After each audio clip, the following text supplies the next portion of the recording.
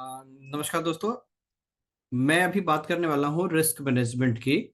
अगर हमें risk management सबसे इम्पोर्टेंट हो जाता है।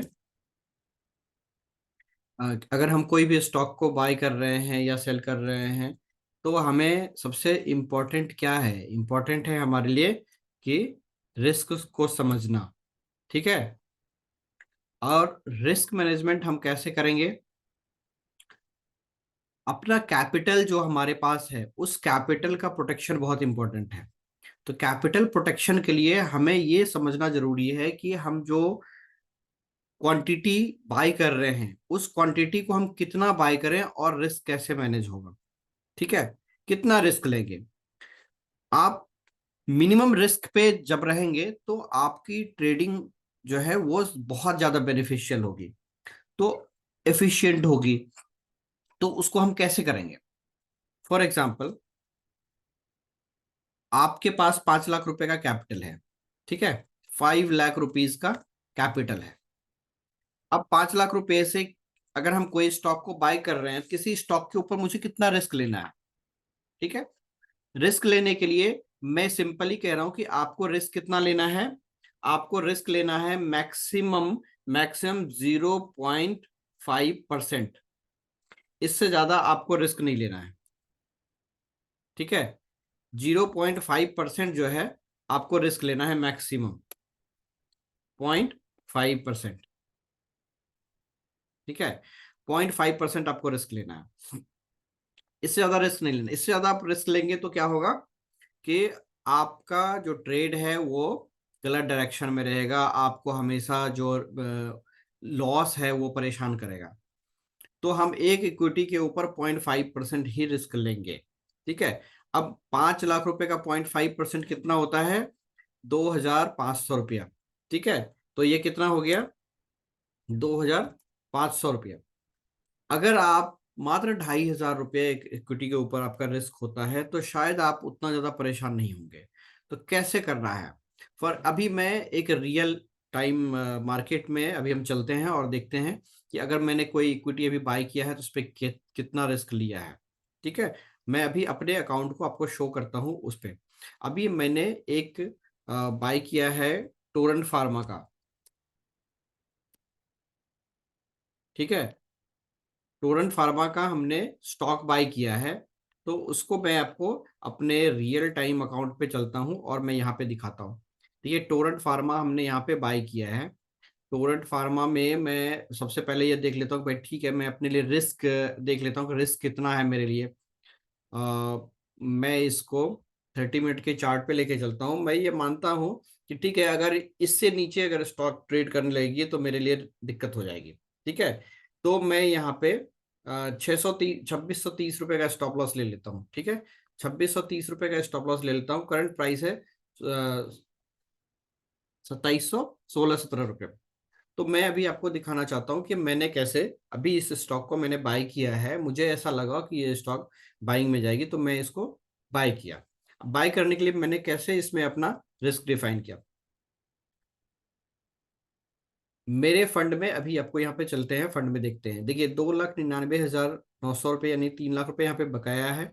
और 50-51 हजार रुपये का मैंने स्टॉक खरीदा हुआ है। यानी कि 3 लाख, 3.5 लाख रुपए का हो गया। अब आप कैलकुलेटर ऑन कीजिए सबसे पहले। अब मैं अभी रिस्क देखना चाहता हूँ।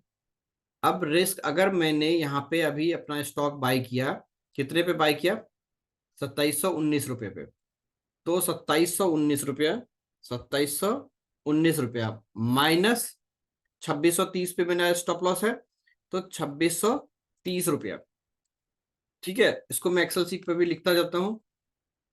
जो बाय रेट है, बाय रेट कितना है?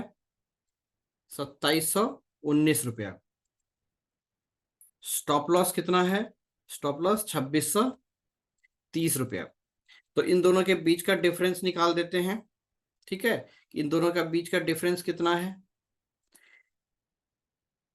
इतना माइनस इतना इक्वल टू 89 रुपीज।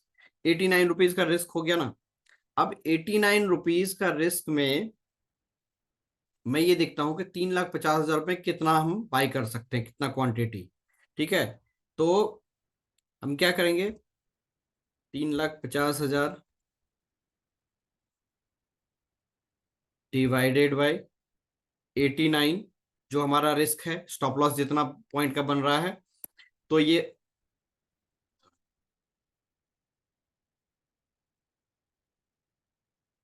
3,50,000 का 0.5%, सॉरी, 3,50,000 रुपये का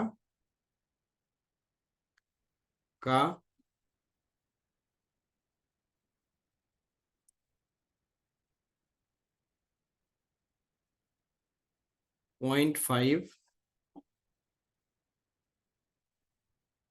बटे 100, 1,750 रुपये हो गए। अब एक काम करते हैं, 1,750 में हम क्या करते हैं, 89 से डिवाइड कर देंगे, क्योंकि 1,750 रुपये का ही लेना है और 89 रुपीज के हिसाब से। तो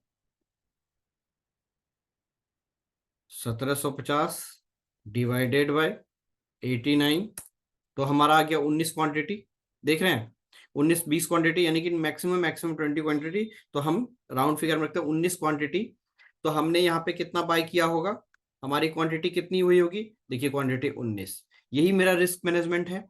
तो हमारे पास यहाँ पे आपने क्या देखा कि हमने अभी अपने स्टॉक के ऊपर कितना रिस्क लिया है, मात्र आधे परसेंट का।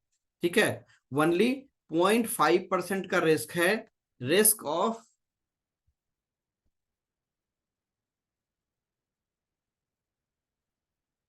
Risk of 0.5% only.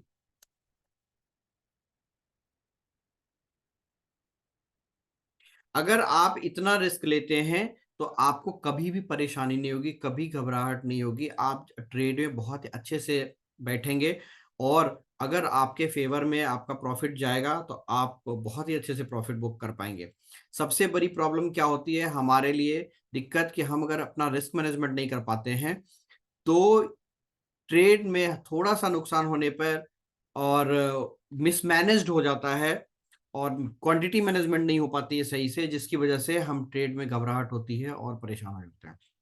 ठीक है, अगर आप यहाँ पे 5 5 लाख की क्वांटिटी लेके चलते तो आपको कितना रिस्क लेना पड़ता, 5 लाख की क्वांटिटी पे यहाँ पे आपका रिस्क जो है 2,500 रुपये का रिस्क होता। तो सिंपली 28 क्वांटिटी यहाँ पे आता आपका। ठीक है, तो अब ये देखिए कि हमारे पास जो कैपिटल है उसमें हम कितना रिस्क ले रहे हैं। अगर 28 क्वांटिटी आप लेते हैं तो आप बहुत ही सेफ रहेंगे। 2,500 रुपए का रिस्क 5 लाख रुपए पे कोई बहुत बड़ा रिस्क नहीं है, और आराम से आप लेके स्टॉक को होल्ड कर सकते हैं। ठीक है, तो इस तरीके से आप अगर क्वांटिटी मैनेजमेंट और रिस्क मैनेजमेंट करेंगे तो आप कभी भी परेशान नहीं होंगे ट्रेडिंग में, और नुकसान को आप बहुत ही आसानी से मैनेज कर पाएंगे। तो थैंक यू वेरी मच, मुझे उम्मीद है कि आप इन चीज़ों का ध्यान रखेंगे और एक सक्सेसफुल ट्रेडर जरूर बनेंगे आप। Thank you.